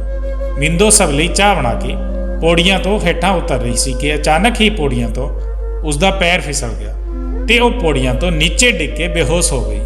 ਉਸਦੇ ਸਿਰ ਤੋਂ ਬਹੁਤ ਖੂਨ ਵੀ ਵਹਿ ਰਿਹਾ ਸੀ। ਉਦੋਂ ਰਾਹੁਲ ਉਸ ਨੂੰ ਹਸਪਤਾਲ ਲੈ ਕੇ ਗਿਆ ਤੇ ਰਾਹੁਲ ਨੇ ਕਿਸੇ ਨੂੰ ਵੀ ਆਪਣੇ ਨਾਲ ਨਹੀਂ ਜਾਣ ਦਿੱਤਾ। ਉਹਨਾਂ ਦਾ ਕਹਿਣਾ ਸੀ ਕਿ ਇਸ ਤਰ੍ਹਾਂ ਮਾਮਲਾ ਬਹੁਤ ਵਿਗੜ ਸਕਦਾ ਹੈ, ਇਸ ਲਈ ਕਿਸੇ ਦਾ ਜਾਣਾ ਠੀਕ ਨਹੀਂ ਹੋਵੇਗਾ। ਰਾਹੁਲ ਨੂੰ ਗਏ ਹੋਏ ਬਹੁਤ ਦੇਰ ਹੋ ਗਈ ਸੀ ਤੇ ਰਿਸ਼ਤੇਦਾਰਾਂ ਨੂੰ ਵੀ ਆਪਣੇ ਘਰ ਵਾਪਸ ਜਾਣਾ ਸੀ। ਮੈਂ ਸਾਰੇ ਰਿਸ਼ਤੇਦਾਰਾਂ ਨੂੰ ਕਿਹਾ ਕਿ ਤੁਸੀਂ ਲੋਕ ਬੇਫਿਕਰ ਹੋ ਕੇ ਜਾਓ, ਰਾਹੁਲ ਕੁਝ ਹੀ ਦੇਰ ਵਿੱਚ ਆ ਜਾਵੇਗਾ। ਮੇਰੀ ਕੁਝ ਦੇਰ ਪਹਿਲਾਂ ਹੀ ਉਹਨਾਂ ਨਾਲ ਫੋਨ ਤੇ ਗੱਲ ਹੋਈ ਹੈ ਤੇ ਸਭ ਕੁਝ ਬਿਲਕੁਲ ਠੀਕ ਹੈ। ਪਰੇਸ਼ਾਨ ਹੋਣ ਦੀ ਕੋਈ ਜ਼ਰੂਰਤ ਨਹੀਂ ਹੈ। ਇਹ ਗੱਲ ਸੁਣ ਕੇ ਉਹ ਜਾਣ ਦੇ ਲਈ ਤਿਆਰ ਹੋ ਗਏ ਤੇ ਮੇਰੀ ਸੱਸ ਨੇ ਮੈਨੂੰ ਕਿਹਾ ਕਿ ਸਲੋਨੀ ਪੁੱਤ, ਆਪਣਾ ਧਿਆਨ ਰੱਖਣਾ ਤੇ ਜਿਵੇਂ ਹੀ ਰਾਹੁਲ ਘਰ ਵਿੱਚ ਆ ਜਾਵੇ ਤਾਂ ਸਾਨੂੰ ਫੋਨ ਕਰਕੇ ਦੱਸ ਦੇਣਾ ਤੇ ਹਾਂ, ਤੂੰ ਆਪਣੀ ਨੌਕਰਾਨੀ ਨੂੰ ਉਸਦੇ ਘਰ ਭੇਜ ਦੇਣਾ। ਵਿਚਾਰੀ ਹੁਣ ਪੂਰੇ ਦਿਨਾਂ ਤੋਂ ਹੈ, ਉਸ ਨੂੰ ਵੀ ਆਰਾਮ ਦੀ ਜ਼ਰੂਰਤ ਹੈ। ਤੇਰੀ ਵੀ ਤਬੀਅਤ ਖਰਾਬ ਹੈ, ਉਸ ਦੀ ਟੈਨਸ਼ਨ ਲਵੇਗੀ ਤਾਂ ਆਪਣੀ ਤਬੀਅਤ ਹੋਰ ਵੀ ਜ਼ਿਆਦਾ ਖਰਾਬ ਕਰ ਲਵੇਗੀ। ਉਸਦੇ ਪਤੀ ਨੂੰ ਬੁਲਾ ਤੇ ਉਸ ਨੂੰ ਵਾਪਸ ਭੇਜ ਦੇ ਤੇ ਕਹਿਣਾ ਕਿ ਡਿਲੀਵਰੀ ਦੇ ਬਾਅਦ ਉਸ ਨੂੰ ਖੁਦ ਆ ਕੇ ਇੱਥੇ ਛੱਡ ਜਾਵੇ। ਮੈਂ ਆਪਣੀ ਸੱਸ ਨੂੰ ਕਿਹਾ ਕਿ ਠੀਕ ਹੈ ਮੰਮੀ ਜੀ, ਮੈਂ ਇਦਾਂ ਹੀ ਕਰੂੰਗੀ। ਮੈਂ ਤਾਂ ਖੁਦ ਵੀ ਇਹੀ ਚਾਹੁੰਦੀ ਸੀ ਕਿ ਆਪਣੇ ਇਹਨਾਂ ਦਿਨਾਂ ਵਿੱਚ ਮਿੰਦੋ ਆਪਣੇ ਪਿੰਡ ਚਲੀ ਜਾਵੇ। ਵੈਸੇ ਵੀ ਇਸ ਸਮੇਂ ਉਸ ਦੀ ਹਾਲਤ ਘਰ ਦੇ ਕੰਮ ਕਰਨ ਵਾਲੀ ਨਹੀਂ ਸੀ, ਬਲਕਿ ਮੈਂ ਉਸ ਨੂੰ ਕਈ ਵਾਰ ਕਹਿ ਚੁੱਕੀ ਸੀ ਕਿ ਤੂੰ ਆਪਣੇ ਪਿੰਡ ਚਲੀ ਜਾ, ਪਰ ਉਹ ਹਮੇਸ਼ਾ ਹੀ ਮੈਨੂੰ ਟਾਲ ਦਿਆ ਕਰਦੀ ਸੀ। ਜਦੋਂ ਸਾਰੇ ਰਿਸ਼ਤੇਦਾਰ ਘਰ ਤੋਂ ਚਲੇ ਗਏ ਤਾਂ ਉਹਨਾਂ ਨੂੰ ਦਰਵਾਜ਼ੇ ਤੱਕ ਛੱਡ ਕੇ ਆਉਣ ਤੋਂ ਬਾਅਦ ਮੈਂ ਆਪਣੇ ਕਮਰੇ ਵਿੱਚ ਆ ਕੇ ਬੈਠ ਗਈ। ਮੈਂ ਬਾਰ-ਬਾਰ ਰਾਹੁਲ ਨੂੰ ਫੋਨ ਕਰੀ ਜਾ ਰਹੀ ਸੀ। ਜਿਵੇਂ-ਜਿਵੇਂ ਸਮਾਂ ਲੰਘਦਾ ਜਾ ਰਿਹਾ ਸੀ, ਮੇਰੀ ਪਰੇਸ਼ਾਨੀ ਹੋਰ ਵੀ ਜ਼ਿਆਦਾ ਵੱਧਦੀ ਜਾ ਰਹੀ ਸੀ। ਰਾਤ ਦੇ 3 ਵਜ ਗਏ ਸੀ ਤੇ ਉਹਨਾਂ ਨੂੰ ਗਏ ਹੋਏ 5 ਘੰਟੇ ਹੋ ਚੁੱਕੇ ਸੀ। ਮੈਂ ਹਰ ਥੋੜੀ ਦੇਰ ਬਾਅਦ ਰਾਹੁਲ ਨੂੰ ਫੋਨ ਕਰਨ ਦੀ ਕੋਸ਼ਿਸ਼ ਕਰ ਰਹੀ ਸੀ, ਪਰ ਉਹਨਾਂ ਦਾ ਫੋਨ ਸਵਿਚ ਆਫ ਆ ਰਿਹਾ ਸੀ ਤੇ ਮੈਨੂੰ ਰਾਹੁਲ ਦਾ ਇੰਤਜ਼ਾਰ ਕਰਦੇ ਕਰਦੇ ਨੀਂਦ ਆ ਗਈ। ਜਿਵੇਂ ਹੀ ਮੇਰੀ ਅੱਖ ਖੁੱਲੀ ਤਾਂ ਮੈਂ ਡਰ ਗਈ, ਇਹ ਦੇਖ ਕੇ ਕਿ ਰਾਹੁਲ ਮੇਰੇ ਸਾਹਮਣੇ ਖੜੇ ਹੋਏ ਸੀ। ਮੈਂ ਰਾਹੁਲ ਨੂੰ ਕਿਹਾ, ਕੀ ਹੋਇਆ ਹੈ? ਤੁਸੀਂ ਇੰਨੀ ਦੇਰ ਕਿਉਂ ਲਗਾ ਦਿੱਤੀ ਘਰ ਆਉਣ ਵਿੱਚ? ਤੇ ਮਿੰਦੋ ਕਿੱਥੇ ਹੈ? ਮਿੰਦੋ ਠੀਕ ਤਾਂ ਹੈ ਨਾ? ਕਿੱਥੇ ਹੈ ਉਹ? ਮੈਂ ਉਸ ਨੂੰ ਮਿਲ ਕੇ ਆਉਂਦੀ ਹਾਂ। ਇੱਦਾਂ ਨਾ ਹੋਵੇ ਉਸ ਨੂੰ ਕਿਸੇ ਚੀਜ਼ ਦੀ ਜ਼ਰੂਰਤ ਹੋਵੇ ਤੇ ਮੈਂ ਉਸ ਨੂੰ ਮਿਲਣ ਜਾਣ ਲੱਗੀ। ਇੰਨੀ ਹੀ ਦੇਰ ਵਿੱਚ ਰਾਹੁਲ ਨੇ ਮੇਰਾ ਹੱਥ ਫੜ ਲਿਆ ਤੇ ਆਪਣੇ ਗਲੇ ਨਾਲ ਲਾ ਲਿਆ। ਉਹ ਮੈਨੂੰ ਕਹਿਣ ਲੱਗੇ ਕਿ ਸ਼ਾਂਤ ਰਹੋ ਸਲੋਨੀ, ਮਿੰਦੋ ਹੁਣ ਇਸ ਦੁਨੀਆ ਵਿੱਚ ਨਹੀਂ ਰਹੀ। ਇਹ ਸੁਣ ਕੇ ਮੈਂ ਰਾਹੁਲ ਨੂੰ ਕਿਹਾ, ਇਹ ਤੁਸੀਂ ਕਿੱਦਾਂ ਦਾ ਮਜ਼ਾਕ ਕਰ ਰਹੇ ਹੋ? ਰਾਹੁਲ ਨੇ ਮੈਨੂੰ ਕਿਹਾ, ਮੈਂ ਤੇਰੇ ਨਾਲ ਮਜ਼ਾਕ ਨਹੀਂ ਕਰ ਰਿਹਾ ਹਾਂ, ਬਲਕਿ ਮੈਂ ਤਾਂ ਸੱਚ ਕਹਿ ਰਿਹਾ ਹਾਂ। ਮੈਂ ਕਿਹਾ, ਮਿੰਦੋ ਕਿਵੇਂ ਮਰ ਸਕਦੀ ਹੈ? ਉਸ ਦਾ ਬੱਚਾ ਕਿੱਥੇ ਹੈ? ਮੈਨੂੰ ਤਾਂ ਯਕੀਨ ਹੀ ਨਹੀਂ ਆ ਰਿਹਾ ਸੀ ਕਿ ਹੱਸਦੀ ਮੁਸਕਰਾਉਂਦੀ ਹੋਈ ਮਿੰਦੋ ਐਵੇਂ ਵੀ ਮਰ ਸਕਦੀ ਹੈ। ਰਾਹੁਲ ਨੇ ਮੈਨੂੰ ਦੱਸਿਆ ਕਿ ਉਸ ਦਾ ਬੱਚਾ ਵੀ ਉਸ ਦੇ ਪੇਟ ਵਿੱਚ ਹੀ ਮਰ ਗਿਆ। ਉਸ ਦੇ ਸਿਰ ਤੇ ਵੀ ਬਹੁਤ ਸੱਟ ਲੱਗੀ ਹੋਈ ਸੀ, ਜਿਸ ਦੀ ਵਜ੍ਹਾ ਨਾਲ ਉਸ ਦੀ ਮੌਕੇ ਤੇ ਹੀ ਮੌਤ ਹੋ ਗਈ। ਇਹ ਸੁਣ ਕੇ ਤਾਂ ਜਿਵੇਂ ਮੇਰੇ ਹੋਸ਼ ਹੀ ਉੱਡ ਗਏ ਤੇ ਉਹਨਾਂ ਨੇ ਮੈਨੂੰ ਦੱਸਿਆ ਕਿ ਹੁਣ ਮੈਂ ਉਸ ਦਾ ਸੰਸਕਾਰ ਕਰਕੇ ਆ ਰਿਹਾ ਹਾਂ ਤੇ ਮੈਂ ਬਹੁਤ ਡਰ ਗਿਆ ਸੀ। ਜੇ ਪੁਲਿਸ ਨੂੰ ਇਹ ਖਬਰ ਲੱਗ ਜਾਂਦੀ ਤਾਂ ਮੇਰੀ ਨੌਕਰੀ ਖਤਰੇ ਵਿੱਚ ਪੈ ਸਕਦੀ ਸੀ ਤੇ ਮੇਰੀ ਸਾਰੀ ਜ਼ਿੰਦਗੀ ਅਦਾਲਤਾਂ ਦੇ ਚੱਕਰ ਲਗਾਉਂਦੇ ਹੀ ਗੁਜ਼ਰ ਜਾਂਦੀ। ਪਰ ਫਿਰ ਵੀ ਮੈਂ ਆਪਣੇ ਆਪ ਨੂੰ ਬੇਕਸੂਰ ਸਾਬਤ ਨਹੀਂ ਕਰਵਾਉਂਦਾ। ਇਹ ਸਭ ਸੁਣ ਕੇ ਤਾਂ ਮੈਂ ਹੁਣ ਹੋਰ ਜ਼ਿਆਦਾ ਪਰੇਸ਼ਾਨ ਹੋ ਗਈ ਸੀ। ਮੈਂ ਰਾਹੁਲ ਨੂੰ ਕਿਹਾ, ਰਾਹੁਲ ਜੀ, ਉਸ ਦੇ ਘਰ ਵਾਲੇ ਸਾਡੇ ਘਰ ਆ ਗਏ ਤਾਂ ਅਸੀਂ ਕੀ ਕਰਾਂਗੇ? ਉਹਨਾਂ ਨੂੰ ਕੀ ਜਵਾਬ ਦੇਵਾਂਗਾ ਕਿ ਮਿੰਦੋ ਕਿੱਥੇ ਗਈ। ਰਾਹੁਲ ਨੇ ਮੈਨੂੰ ਤਸੱਲੀ ਦਿੱਤੀ ਤੇ ਕਹਿਣ ਲੱਗਿਆ ਕਿ ਫਿਕਰ ਨਾ ਕਰ, ਸਭ ਕੁਝ ਠੀਕ ਹੋ ਜਾਵੇਗਾ, ਮੈਂ ਸਭ ਸੰਭਾਲ ਲਵਾਂਗਾ, ਬਸ ਤੂੰ ਕਿਸੇ ਨੂੰ ਵੀ ਮਿੰਦੋ ਬਾਰੇ ਕੁਝ ਨਹੀਂ ਕਹੇਗੀ। ਮੈਂ ਕਿਹਾ ਠੀਕ ਹੈ, ਮੈਂ ਉਸ ਬਾਰੇ ਕਿਸੇ ਨੂੰ ਕੁਝ ਵੀ ਨਹੀਂ ਦੱਸੂੰਗੀ। ਮਿੰਦੋ ਦੀ ਮੌਤ ਤੇ ਮੈਂ ਬਹੁਤ ਜ਼ਿਆਦਾ ਅਫਸੋਸ ਸੀ ਤੇ ਦਿਨ ਰਾਤ ਰੋਂਦੀ ਰਹਿੰਦੀ ਸੀ। ਆਖਰ ਹੱਸਦੀ ਮੁਸਕਰਾਉਂਦੀ ਹੋਈ ਮਿੰਦੋ ਇੱਦਾਂ ਅਚਾਨਕ ਇਸ ਦੁਨੀਆ ਨੂੰ ਛੱਡ ਕੇ ਕਿਵੇਂ ਜਾ ਸਕਦੀ ਹੈ। ਪਰ ਸਮੇਂ ਦੇ ਨਾਲ ਨਾਲ ਸਭ ਕੁਝ ਠੀਕ ਹੋ ਜਾਂਦਾ ਹੈ ਤੇ ਮਿੰਦੋ ਦੀ ਮੌਤ ਦਾ ਜ਼ਖਮ ਵੀ ਹੁਣ ਸਾਡੇ ਦਿਲਾਂ ਵਿੱਚ ਭਰਨ ਲੱਗਿਆ ਸੀ। ਕੁਝ ਦਿਨਾਂ ਬਾਅਦ ਹੀ ਸਾਡੀ ਲਾਈਫ ਨੋਰਮਲ ਜਿਹੀ ਹੋ ਗਈ ਸੀ। ਰਾਹੁਲ ਨੇ ਆਪਣੇ ਦਫ਼ਤਰ ਤੋਂ 2 ਮਹੀਨੇ ਦੀ ਛੁੱਟੀ ਲੈ ਲਈ ਸੀ। ਉਹ ਮੇਰਾ ਹਰ ਤਰ੍ਹਾਂ ਨਾਲ ਖਿਆਲ ਰੱਖਦੇ ਸੀ। ਜਦੋਂ ਰਾਤ ਨੂੰ ਮੈਂ ਸੋਚਦੀ ਸੀ ਤਾਂ ਮੈਨੂੰ ਨਹੀਂ ਪਤਾ ਕਿਵੇਂ ਦੀਆਂ ਆਵਾਜ਼ਾਂ ਸੁਣਾਈ ਦਿੰਦੀਆਂ ਸੀ। 2 ਦਿਨ ਤੱਕ ਤਾਂ ਮੈਂ ਇਹਨਾਂ ਆਵਾਜ਼ਾਂ ਨੂੰ ਇਗਨੋਰ ਕੀਤਾ, ਪਰ ਇੱਕ ਦਿਨ ਮੈਨੂੰ ਉਹਨਾਂ ਆਵਾਜ਼ਾਂ ਨਾਲ ਬਹੁਤ ਡਰ ਲੱਗ ਰਿਹਾ ਸੀ ਤੇ ਮੈਂ ਰਾਹੁਲ ਨੂੰ ਝੰਜੋੜ ਕੇ ਉਠਾਇਆ। ਰਾਹੁਲ ਘਬਰਾ ਕੇ ਉੱਠਿਆ ਤੇ ਕਹਿਣ ਲੱਗਿਆ, ਕੀ ਹੋਇਆ ਸਲੋਨੀ, ਤੇਰੀ ਤਬੀਅਤ ਤਾਂ ਠੀਕ ਹੈ ਨਾ? ਜੇ ਤੇਰੀ ਤਬੀਅਤ ਠੀਕ ਨਹੀਂ ਹੈ ਤਾਂ ਮੈਂ ਹੁਣੇ ਤੈਨੂੰ ਹਸਪਤਾਲ ਲੈ ਕੇ ਚੱਲਦਾ ਹਾਂ। ਮੈਂ ਪਰੇਸ਼ਾਨ ਹੁੰਦੇ ਹੋਏ ਕਿਹਾ, ਰਾਹੁਲ ਮੇਰੀ ਤਬੀਅਤ ਖਰਾਬ ਨਹੀਂ ਹੈ, ਬਲਕਿ ਮੈਨੂੰ ਕਿਸੇ ਬੱਚੇ ਦੀ ਰੋਣ ਦੀ ਆਵਾਜ਼ ਆ ਰਹੀ ਹੈ। ਰੋਜ਼ ਮੈਨੂੰ ਇਦਾਂ ਦੀ ਆਵਾਜ਼ ਸੁਣਾਈ ਦਿੰਦੀ ਹੈ ਤੇ ਮੈਂ ਇਹਨਾਂ ਆਵਾਜ਼ਾਂ ਤੋਂ ਡਰ ਜਾਂਦੀ ਹਾਂ, ਪਰ ਮੈਂ ਤੁਹਾਨੂੰ ਨਹੀਂ ਦੱਸਿਆ। ਅੱਜ ਮੈਨੂੰ ਇਸ ਆਵਾਜ਼ ਨਾਲ ਨੀਂਦ ਨਹੀਂ ਆ ਰਹੀ ਸੀ। ਇਦਾਂ ਲੱਗ ਰਿਹਾ ਹੈ ਉਹ ਬੱਚਾ ਜਿਵੇਂ ਸਾਡੇ ਬਹੁਤ ਨੇੜੇ ਹੈ ਤੇ ਰੋ ਰਿਹਾ ਹੈ। ਮੈਂ ਰਾਹੁਲ ਨੂੰ ਕਿਹਾ, ਚਲੋ ਅਸੀਂ ਬਾਹਰ ਚੱਲ ਕੇ ਦੇਖ ਕੇ ਆਉਂਦੇ ਹਾਂ। ਇਦਾਂ ਲੱਗ ਰਿਹਾ ਹੈ ਜਿਵੇਂ ਕੋਈ ਮੁਸੀਬਤ ਵਿੱਚ ਹੈ ਤੇ ਸਾਨੂੰ ਬੁਲਾ ਰਿਹਾ ਹੈ। ਮੇਰੀ ਗੱਲ ਸੁਣ ਕੇ ਰਾਹੁਲ ਬਹੁਤ ਪਰੇਸ਼ਾਨ ਹੋ ਗਿਆ ਸੀ ਤੇ ਮੈਨੂੰ ਕਹਿਣ ਲੱਗਾ, ਤੂੰ ਕਿਸ ਤਰ੍ਹਾਂ ਦੀ ਗੱਲ ਕਰ ਰਹੀ ਹੈ?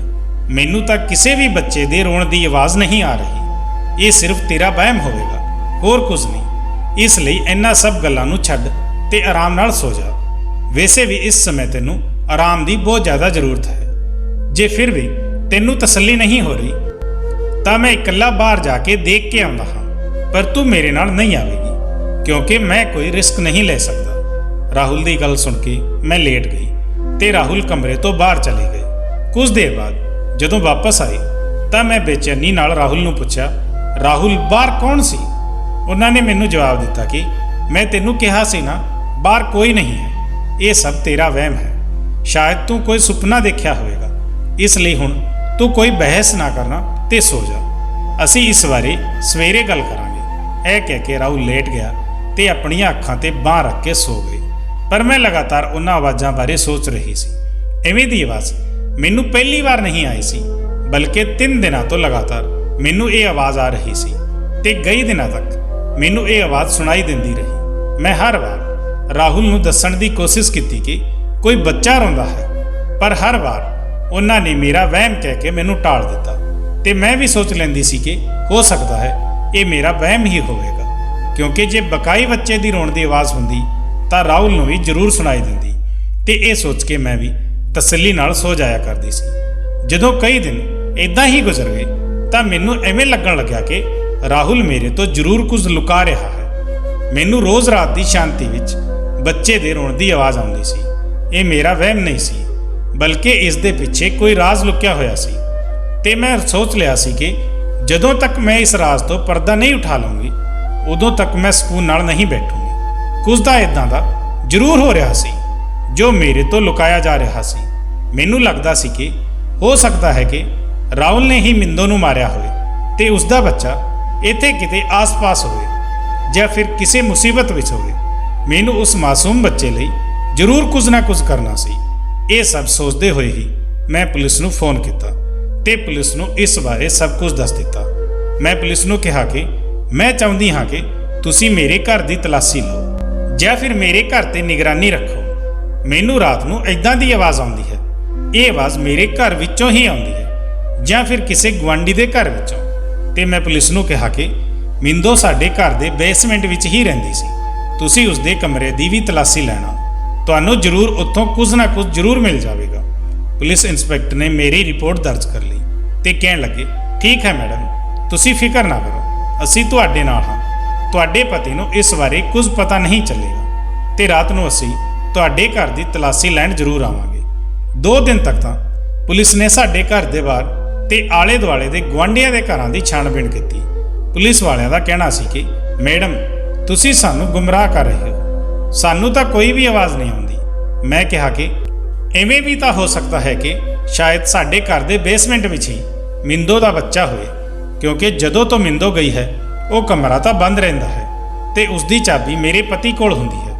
ਜੇ ਮੈਂ ਆਪਣੇ ਪਤੀ ਤੋਂ ਜ਼ਿਆਦਾ ਸਵਾਲ ਜਵਾਬ ਕਰੂੰਗੀ ਉਹ ਮੈਨੂੰ ਗਲਤ ਸਮਝਣਗੇ, ਇਸ ਲਈ ਤੁਸੀਂ ਇਹ ਸਭ ਆਪਣੇ ਹਿਸਾਬ ਨਾਲ ਸੰਭਾਲ ਲੈਣਾ। ਫਿਰ ਰਾਤ ਨੂੰ ਜਦੋਂ ਪੁਲਿਸ ਸਾਡੇ ਘਰ ਆਈ ਤਾਂ ਉਹਨਾਂ ਨੇ ਰਾਹੁਲ ਨੂੰ ਕਿਹਾ ਕਿ ਸਾਨੂੰ ਤੁਹਾਡੇ ਘਰ ਦੀ ਤਲਾਸ਼ੀ ਲੈਣੀ ਹੈ।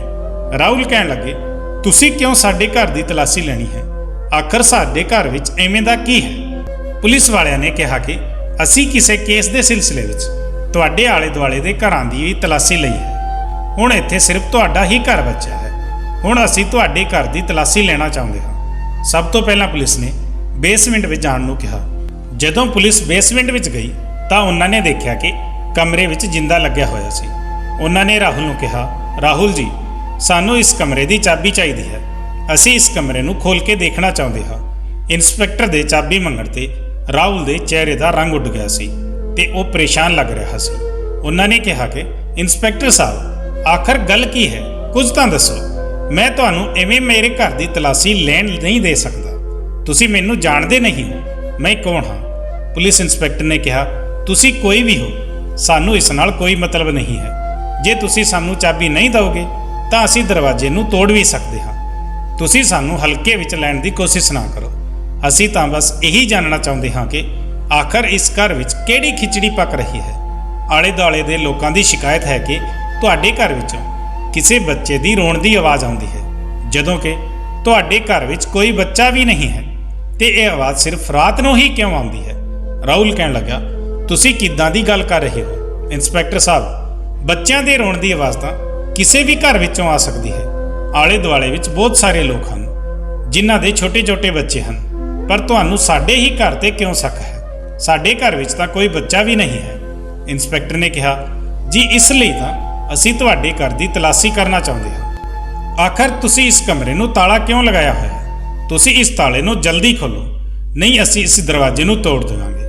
ਰਾਹੁਲ ਨੇ ਦਰਵਾਜ਼ਾ ਨਹੀਂ ਖੋਲ੍ਹਿਆ ਤਾਂ ਪੁਲਿਸ ਵਾਲਿਆਂ ਨੇ ਹੀ ਦਰਵਾਜ਼ੇ ਨੂੰ ਤੋੜ ਦਿੱਤਾ। ਦਰਵਾਜ਼ਾ ਟੁੱਟਦੇ ਸਾਰ ਹੀ ਸਾਰੇ ਲੋਕ ਕਮਰੇ ਵਿੱਚ ਚਲੇ ਗਏ। ਇਹ ਦੇਖਦੇ ਹੀ ਹੈਰਾਨ ਰਹਿ ਗਏ ਕਿ ਇੱਕ ਛੋਟੇ ਜਿਹੇ ਬੱਚੇ ਨਾਲ ਉਸ ਕਮਰੇ ਵਿੱਚ ਮਿੰਦੋ ਵੀ ਮੌਜੂਦ ਸੀ। ਮਤਲਬ ਜਿਸ ਮਿੰਦੋ ਨੂੰ ਅਸੀਂ ਮਰਿਆ ਹੋਇਆ ਸਮਝ ਰਹੇ ਸੀ ਉਹ ਸਾਡੀਆਂ ਅੱਖਾਂ ਦੇ ਸਾਹਮਣੇ ਜਿਉਂਦੀ ਸੀ। ਮਤਲਬ ਜਿਸ ਬੱਚੇ ਦੀ ਰੋਣ ਦੀ ਆਵਾਜ਼ ਮੈਨੂੰ ਸੁਣਾਈ ਦਿੰਦੀ ਸੀ, ਇਹ ਮੇਰਾ ਕੋਈ ਵਹਿਮ ਨਹੀਂ ਸੀ।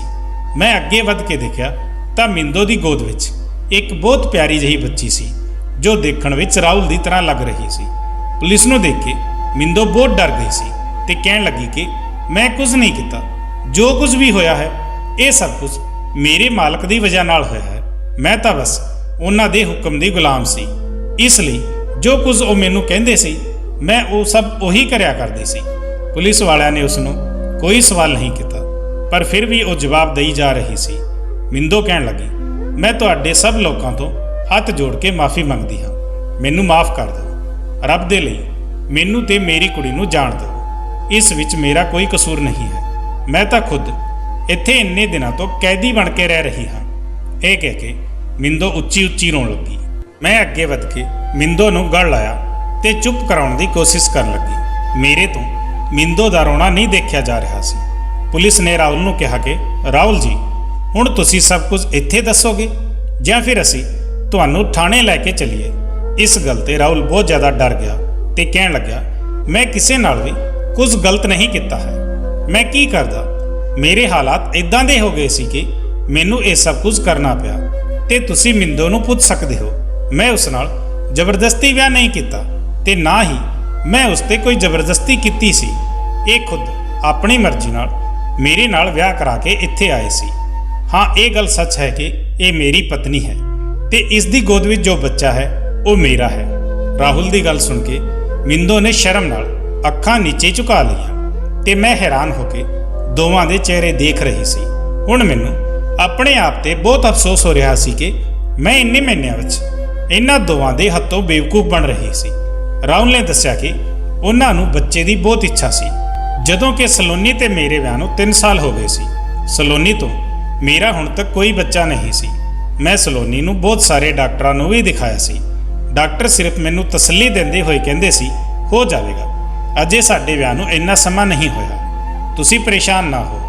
ਮੈਂ ਸਲੋਨੀ ਨੂੰ ਕਈ ਵਾਰ ਕਿਹਾ ਸੀ ਕਿ ਅਸੀਂ ਕਿਸੇ ਬੱਚੇ ਨੂੰ ਗੋਦ ਲੈ ਲੈਂਦੇ ਹਾਂ, ਪਰ ਸਲੋਨੀ ਨੇ ਮੈਨੂੰ ਕਦੇ ਬੱਚੇ ਨੂੰ ਗੋਦ ਨਹੀਂ ਲੈਣ ਦਿੱਤਾ। ਫਿਰ ਇੱਕ ਦਿਨ ਜਦੋਂ ਮੈਂ ਆਪਣੇ ਦੋਸਤ ਨਾਲ ਪਿੰਡ ਗਿਆ ਤਾਂ ਪਿੰਡ ਵਿੱਚ ਮੈਨੂੰ ਮਿੰਦੋ ਦਿਖਾਈ ਦਿੱਤੀ। ਮੈਂ ਦੇਖਿਆ ਕਿ ਮਿੰਦੋ ਉੱਥੇ ਬਹੁਤ ਤਰਸ ਭਰੀ ਜ਼ਿੰਦਗੀ ਗੁਜ਼ਾਰ ਰਹੀ ਸੀ, ਜਦੋਂ ਕਿ ਉਹ ਉੱਥੇ ਵੀ ਲੋਕਾਂ ਦੇ ਘਰਾਂ ਦੇ ਕੰਮ ਕਰਿਆ ਕਰਦੀ ਸੀ। ਮਿੰਦੋ ਦੀ ਇਦਾਂ ਦੀ ਹਾਲਤ ਮੈਨੂੰ ਚੰਗੀ ਨਹੀਂ ਲੱਗੀ। ਮੈਂ ਸੋਚਿਆ ਕਿ ਮੈਂ ਮਿੰਦੋ ਨਾਲ ਗੱਲ ਕਰਦਾ ਹਾਂ। ਜੇ ਉਹ ਮੇਰੇ ਨਾਲ ਵਿਆਹ ਕਰਾ ਲਵੇ ਤੇ ਬੱਚਾ ਪੈਦਾ ਕਰਕੇ ਮੈਨੂੰ ਦੇ ਦੇਵੇ ਤਾਂ ਮੈਂ ਉਸ ਦੀ ਜ਼ਿੰਦਗੀ ਬਣਾ ਸਕਦਾ ਹਾਂ। ਤੇ ਮੈਨੂੰ ਇਹ ਵੀ ਪਤਾ ਸੀ ਕਿ ਸਲੋਨੀ ਨੂੰ ਇਸ ਬਾਰੇ ਪਤਾ ਚੱਲੇਗਾ ਤਾਂ ਸਲੋਨੀ ਕਦੇ ਵੀ ਮੈਨੂੰ ਦੂਜਾ ਵਿਆਹ ਕਰਨ ਦੀ ਇਜਾਜ਼ਤ ਨਹੀਂ ਦੇਵੇਗੀ। ਇਸ ਲਈ ਮੈਂ ਚੋਰੀ ਮਿੰਦੋ ਨਾਲ ਵਿਆਹ ਕਰਾ ਲਿਆ ਤੇ ਉਸ ਨੂੰ ਪੈਸੇ ਦਾ ਲਾਲਚ ਦਿੱਤਾ।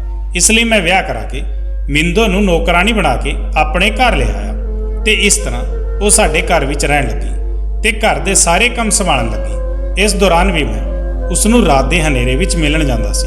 ਕੁਝ ਦਿਨਾਂ ਬਾਅਦ ਪਤਾ ਚੱਲਿਆ ਕਿ ਮਿੰਦੋ ਮਾਂ ਬਣਨ ਵਾਲੀ ਹੈ, ਪਰ ਮਿੰਦੋ ਨਾਲ ਵਿਆਹ ਕਰਨਾ ਮੇਰੇ ਲਈ ਜਲਦਬਾਜ਼ੀ ਸਾਬਤ ਹੋਇਆ। ਮਿੰਦੋ ਦੇ ਮਾਂ ਬਣਨ ਦੇ ਕੁਝ ਮਹੀਨਿਆਂ ਬਾਅਦ ਹੀ ਮੈਨੂੰ ਸਲੋਨੀ ਨੇ ਵੀ ਖਬਰ ਸੁਣਾ ਦਿੱਤੀ ਕਿ ਸਲੋਨੀ ਵੀ ਪ੍ਰੈਗਨੈਂਟ ਹੈ। ਸਲੋਨੀ ਦੀ ਮਾਂ ਬਣਨ ਦੀ ਖਬਰ ਸੁਣਦੇ ਹੀ ਮੈਨੂੰ ਇਦਾਂ ਲੱਗ ਰਿਹਾ ਸੀ ਜਿਵੇਂ ਮੈਂ ਮਿੰਦੋ ਨਾਲ ਵਿਆਹ ਕਰਾ ਕੇ ਬਹੁਤ ਜਲਦਬਾਜ਼ੀ ਕਰ ਦਿੱਤੀ ਹੈ। ਮੈਨੂੰ ਨਹੀਂ ਪਤਾ ਸੀ ਕਿ ਮਿੰਦੋ ਨਾਲ ਵਿਆਹ ਕਰਨ ਦੇ ਬਾਅਦ ਸਲੋਨੀ ਵੀ ਮਾਂ ਬਣ ਜਾਵੇਗੀ ਤੇ ਜਦੋਂ ਮਿੰਦੋ ਨੂੰ ਸਲੋਨੀ ਦੇ ਮਾਂ ਬਣਨ ਦੀ ਖਬਰ ਮਿਲੀ ਤਾਂ ਉਹ ਮੈਨੂੰ ਧਮਕੀ ਦਿਆ ਕਰਦੀ ਸੀ ਕਿ ਉਹ ਸਾਡੇ ਦੋਵਾਂ ਦੇ ਰਿਸ਼ਤੇ ਬਾਰੇ ਸਲੋਨੀ ਨੂੰ ਦੱਸ ਦੇਵੇਗੀ, ਕਿਉਂਕਿ ਉਸ ਨੂੰ ਵੀ ਇਹੀ ਉਮੀਦ ਸੀ ਕਿ ਸਲੋਨੀ ਇੰਨੀ ਜਲਦੀ ਮਾਂ ਨਹੀਂ ਬਣ ਸਕਦੀ। ਮੈਂ ਆਪਣੀ ਇਸ ਜਲਦਬਾਜ਼ੀ ਤੇ ਬਹੁਤ ਪਛਤਾ ਰਿਹਾ ਸੀ, ਪਰ ਮੈਂ ਸਲੋਨੀ ਨੂੰ ਬਹੁਤ ਪਿਆਰ ਕਰਦਾ ਸੀ ਤੇ ਮੈਂ ਸਲੋਨੀ ਨੂੰ ਕਦੇ ਛੱਡਣਾ ਨਹੀਂ ਚਾਹੁੰਦਾ ਸੀ ਤੇ ਮੇਰੀ ਨੀਅਤ ਵਿੱਚ ਨਹੀਂ ਸੀ ਕਿ ਮੈਂ ਸਲੋਨੀ ਨੂੰ ਧੋਖਾ ਦੇਵਾਂ ਤੇ ਮੈਂ ਸਲੋਨੀ ਨੂੰ ਨਾਰਾਜ਼ ਕਰਕੇ ਪੂਰੇ ਖਾਨਦਾਨ ਨੂੰ ਨਾਰਾਜ਼ ਨਹੀਂ ਕਰਨਾ ਚਾਹੁੰਦਾ ਸੀ। ਇਸ ਲਈ ਮੈਂ ਸੋਚਿਆ ਕਿ ਮਿੰਦੋ ਨੂੰ ਗਾਇਬ ਕਰਵਾ ਦਿੱਤਾ ਜਾਵੇ ਤੇ ਉਸ ਦਿਨ ਜਦੋਂ ਪੌੜੀਆਂ ਤੋਂ ਡਿੱਗ ਕੇ ਮਿੰਦੋ ਬੇਹੋਸ਼ ਹੋ ਗਈ ਤਾਂ ਮੈਂ ਸੋਚਿਆ ਕਿ ਇਸ ਤੋਂ ਚੰਗਾ ਮੌਕਾ ਹੋਰ ਕੋਈ ਨਹੀਂ ਹੋਵੇਗਾ। ਇਸ ਲਈ ਮੈਂ ਪਲਾਨਿੰਗ ਕਰਕੇ ਮਿੰਦੋ ਦੇ ਮਰਨ ਦੀ ਝੂਠੀ ਖਬਰ ਸਲੋਨੀ ਨੂੰ ਦਿੱਤੀ ਤੇ ਮਿੰਦੋ ਦੇ ਮਰ ਜਾਣ ਦਾ ਡਰਾਮਾ ਕੀਤਾ ਤੇ ਬੇਸਮੈਂਟ ਦੇ ਕਮਰੇ ਵਿੱਚ ਚੁੱਪਚਾਪ ਮਿੰਦੋ ਤੇ ਉਸ ਦੀ ਬੱਚੀ ਨੂੰ ਲਿਆ ਕੇ ਬੰਦ ਕਰ ਦਿੱਤਾ। ਮਿੰਦੋ ਮੈਨੂੰ ਕੁਝ ਕਹਿ ਵੀ ਨਹੀਂ ਸਕਦੀ ਸੀ ਕਿਉਂਕਿ ਇਸ ਨੂੰ ਪਤਾ ਸੀ ਕਿ ਉਸ ਦਾ ਤੇ ਉਸ ਦੀ ਬੱਚੀ ਨੂੰ ਸੰਭਾਲਣ ਵਾਲਾ ਮੇਰੇ ਇਲਾਵਾ ਕੋਈ ਨਹੀਂ ਹੈ। ਰਾਹੁਲ ਦੇ ਮੂੰਹ ਤੋਂ ਇਹ ਸਾਰੀ ਸੱਚਾਈ ਸੁਣ ਕੇ ਮੈਨੂੰ ਰਾਹੁਲ ਨਾਲ ਨਫ਼ਰਤ ਹੋਣ ਲੱਗੀ। ਪੁਲਿਸ ਨੇ ਧੋਖੇ ਦੇ ਕੇਸ ਵਿੱਚ ਰਾਹੁਲ ਨੂੰ ਗ੍ਰਿਫਤਾਰ ਕਰਨਾ ਚਾਹਿਆ, ਪਰ ਮੈਂ ਤੇ ਮਿੰਦੋ ਨੇ ਇਸ ਕੇਸ ਨੂੰ ਵਾਪਸ ਲੈ ਲਿਆ ਸੀ। ਇਸ ਲਈ ਮਜਬੂਰਨ ਪੁਲਿਸ ਵਾਲਿਆਂ ਨੂੰ ਵਾਪਸ ਖਾਲੀ ਹੱਥ ਜਾਣਾ ਪਿਆ। ਪੁਲਿਸ ਦੇ ਜਾਣ ਤੋਂ ਬਾਅਦ ਮਿੰਦੋ ਮੇਰੇ ਅੱਗੇ ਹੱਥ ਜੋੜ ਕੇ ਖੜੀ ਹੋ ਗਈ ਤੇ ਕਹਿਣ ਲੱਗੀ, ਮਾਲਕਿਨ ਮੈਨੂੰ ਮਾਫ ਕਰ ਦਿਓ, ਮੈਂ ਤੁਹਾਡੇ ਨਾਲ ਬਹੁਤ ਬੁਰਾ ਕੀਤਾ, ਪਰ ਮੈਂ ਵੀ ਕੀ ਕਰਦੀ, ਮੈਂ ਮਜਬੂਰ ਸੀ ਤੇ ਆਪਣੀ ਗਰੀਬੀ ਭਰੀ ਜ਼ਿੰਦਗੀ ਤੋਂ ਤੰਗ ਆ ਗਈ ਸੀ। ਇਸ ਲਈ ਮਾਲਕ ਦੀ ਗੱਲਾਂ ਵਿੱਚ ਆ ਕੇ ਇਹਨਾਂ ਨਾਲ ਚਲੀ ਆਈ। ਮੇਰੇ ਖਾਨਦਾਨ ਵਿੱਚ ਭੁੱਖੇ ਮਰਨ ਦੀ ਨੌਬਤ ਆ ਗਈ ਸੀ। ਮੈਨੂੰ ਪੈਸਿਆਂ ਦੀ ਜ਼ਰੂਰਤ ਸੀ ਤੇ ਮਾਲਕ ਨੂੰ ਵੀ ਆਪਣੇ ਬੱਚੇ ਦੀ ਜ਼ਰੂਰਤ ਸੀ। ਇਸ ਲਈ ਮੈਂ ਆਪਣੀ ਗਰੀਬੀ ਭਰੀ ਜ਼ਿੰਦਗੀ ਤੋਂ ਛੁਟਕਾਰਾ ਪਾਉਣ ਲਈ ਮਾਲਕ ਨਾਲ ਵਿਆਹ ਕਰਾ ਲਿਆ। ਤੁਸੀਂ ਚਿੰਤਾ ਨਾ ਕਰੋ, ਤੁਸੀਂ ਪਤੀ ਪਤਨੀ ਇੱਕ ਦੂਜੇ ਨਾਲ ਖੁਸ਼ ਰਹੋ। ਮੈਂ ਤੁਹਾਡੇ ਦੋਵਾਂ ਦੀ ਜ਼ਿੰਦਗੀ ਤੋਂ ਜਾ ਰਹੀ ਹਾਂ ਕਿਉਂਕਿ ਮੇਰੇ ਵਿੱਚ ਹਿੰਮਤ ਨਹੀਂ ਹੈ ਕਿ ਮੈਂ ਇੱਥੇ ਰਹਿ ਕੇ ਤੁਹਾਡਾ ਸਾਹਮਣਾ ਕਰਾਂ। ਮਿੰਦੋ ਆਪਣੇ ਬੱਚੇ ਨੂੰ ਲੈ ਕੇ ਜਾਣ ਲੱਗੀ। ਮੈਂ ਰਾਹੁਲ ਵੱਲ ਦੇਖਿਆ ਤਾਂ ਰਾਹੁਲ ਦੇ ਚਿਹਰੇ ਤੋਂ ਇਦਾਂ ਲੱਗ ਰਿਹਾ ਸੀ ਕਿ ਉਹ ਚਾਹੁੰਦੇ ਸਨ ਕਿ ਮਿੰਦੋ ਸਾਡੇ ਘਰ ਤੋਂ ਚਲੀ ਜਾਵੇ।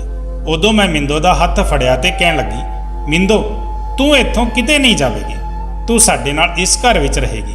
ਤੂੰ ਤਾਂ ਮਾਸੂਮ ਹੈ, ਸਜ਼ਾ ਉਸ ਨੂੰ ਮਿਲਣੀ ਚਾਹੀਦੀ ਹੈ ਜਿਸ ਨੇ ਸਭ ਕੁਝ ਕੀਤਾ ਹੈ।